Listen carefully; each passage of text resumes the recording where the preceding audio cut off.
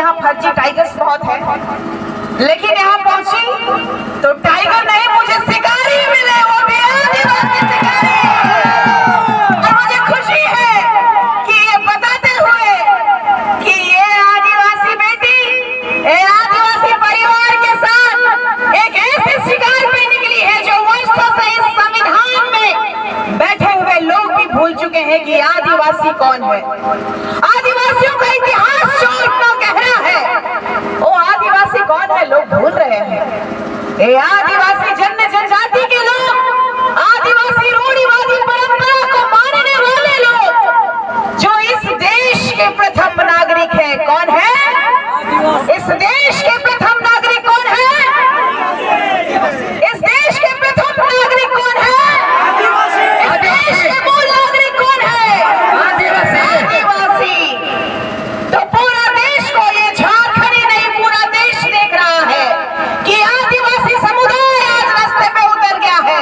जो आदिवासी समुदाय अंग्रेजों से नहीं डरा, जो आदिवासी समुदाय मुगलों से नहीं डरा, तो ये कुर्मियों के गीतर भभके से डर जाएंगे।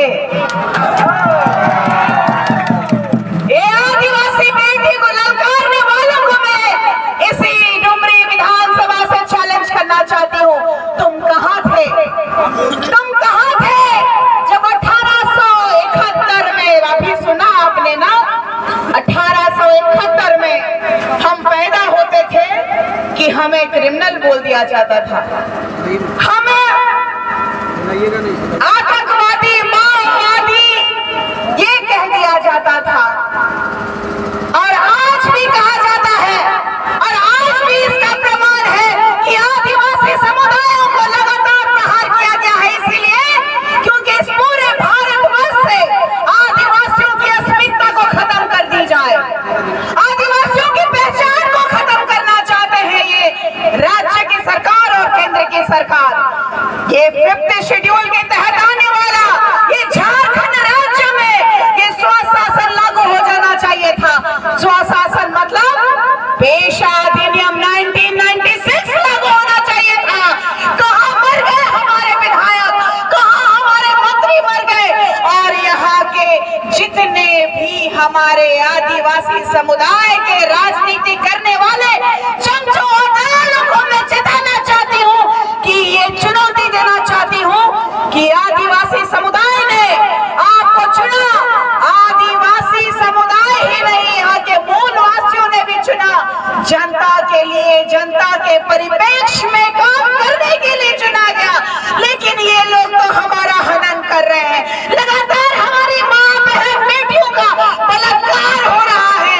हमें बहुत लोगों ने कहा दीदी बात करिए ना, दीदी बात करिए ना, आप क्यों नहीं बात कर रही हैं कि हमारी बेटियों के साथ रेप हो रहा है, हत्या किया जा रहा है, उनको बोरा में पीट के फेंका जा रहा है, और यहाँ के प्रशासन मौन आस्था में है। यहाँ की प्रशासन आदिवासियों को खत्म करना चाहती है। तो मैं यहाँ के प्रशासन को भी, पूरे झारखंड सरकार को भी चेताना चाहती हूँ कि आदिवासियों की अस्मिता के साथ खिलवाड़ करना बंद कीजिए। ये झारखंड में मिनरल्स किसका है?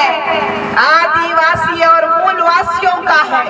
लेकिन यहाँ के सत्ताधारी लालची लोग सिर्फ और सिर्फ आदिवासियों को वोट बैंक के रूप में इस्तेमाल किया है।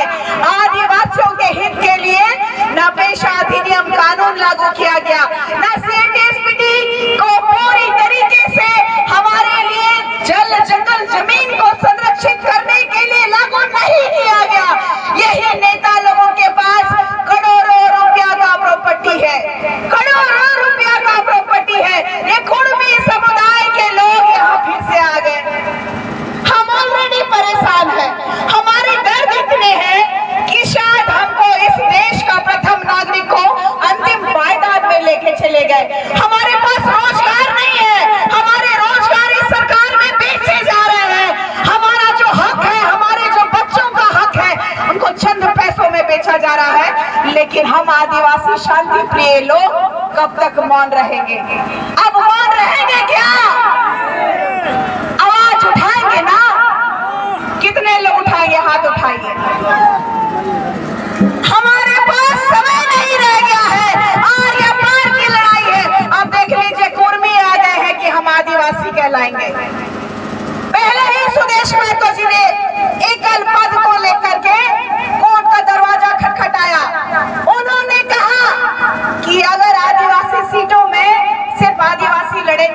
समन्वय स्थापित नहीं हो पाएगा।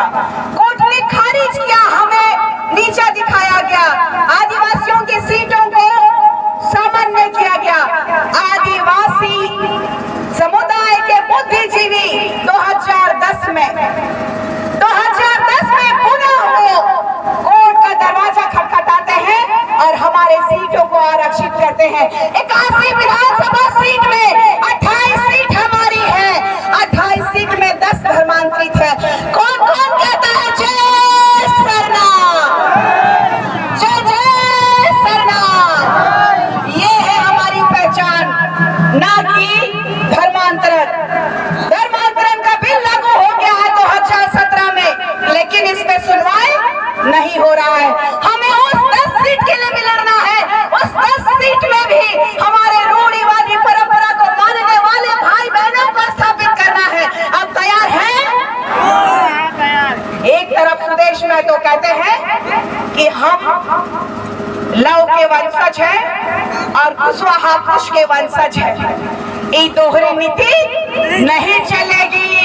ये दोहरी नीति, कपटी नीति, राजनीति वाली गंदी राजनीति नहीं चलेगी। और हम चेताना चाहते हैं, फर्जीवाड़ा भी नहीं चलेगा। हमारे लोगों के साथ देख लीजिए, ये शासन प्रशासन, चाहे पुलिस विभाग हो, चाहे डीसी हो, चाहे डीडीसी हो, चाहे यहाँ का जितना भी प्रशासनिक पदाधिकारी है, उनको संवैधानिक तरीके से क्यों रखा गया मालूम है ना? जब मुगलों से हमारे पूर्वज लड़े, जब अंग्रेजों से हमारे पूर्वज लड़े, तब जाके इस भारत में संविधान का गठन हो पाया। जब हमारे आदिवासियों ने इस भारत देश में स्वतंत्रता की एक नई लहर दौड़ाई, तो विधानसभा का गठन किया गया और उसके अध्यक्ष बाबा साहेब चुने गए। और बाबा साहेब ने हमारे लिए विशेषाधिकार बनाया, क्योंकि वो जानते थे कि जब अंग्रेजों का शासन था तो आदिवासी महिलाओं के तन पे, दलित महिलाओं के तन पे कपड़े पहनने की इजाजत नहीं थी, ब्लाउज नहीं पहन सकते थे। लेकिन क्या अब हमारा झारखंड सुधर गया है? आज भी देखिएगा, कई महिलाओं के पास ब्लाउज पहनने के लिए कपड़ा नहीं है, खाने के लिए चावल नहीं है, अच्छी स्वास्थ्य चिकित्सा नहीं है। हमारे लोग बीमार होते हैं तो घाट पे लेके जाते हैं। हमने इसीलिए प्रशासनिक पदाधिकारी को नहीं रखा था।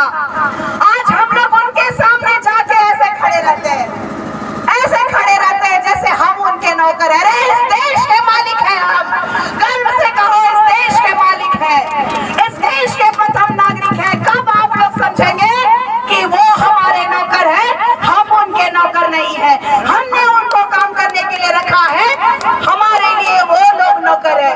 कितने लोग सहमत है? सहमत है तो डर को हटाइए। और ये कुर्मी तो अभी सिर्फ एक मसला है जिसको हम लोग मसल के निकलते हुए आगे चले जाएंगे, क्योंकि जब जब आदिवासी समुदाय में प्रहार किया गया है, जब जब आदिवासी समुदाय को ललकारा गया है, तब तब आदिवासी समुदाय ने तीर धनुष उठा करके अच्छे अच्छे बंदूकधारियों को भी जवाब दिया है कि नहीं दिया है? तो मैं एक ही चीज कहना चाहूंगी कि आदिवासी समुदाय इतना कमजोर आप मत समझिए। बहुत ही गहरा इतिहास है, खून से रंगा हुआ इतिहास है। चाहे तिलका मांझी जी की बात करिए, वीर बुद्धू भगत जी की बात करिए, चाहे आप भगवान बिरसा मुंडा जी की बात कीजिए, सिद्धू कान्हू जी की बात कीजिए, सिंगनी कैली दाई की बात कीजिए, भोलो जानो की बात कीजिए, रुनिया टुनिया की बात कीजिए, सब आदिवासी समुदाय के ऐसे प्रखरता से हमारे लिए बलिदान दिए कि हम सब अपने आजादी को महसूस कर सके। आज हम उन्हें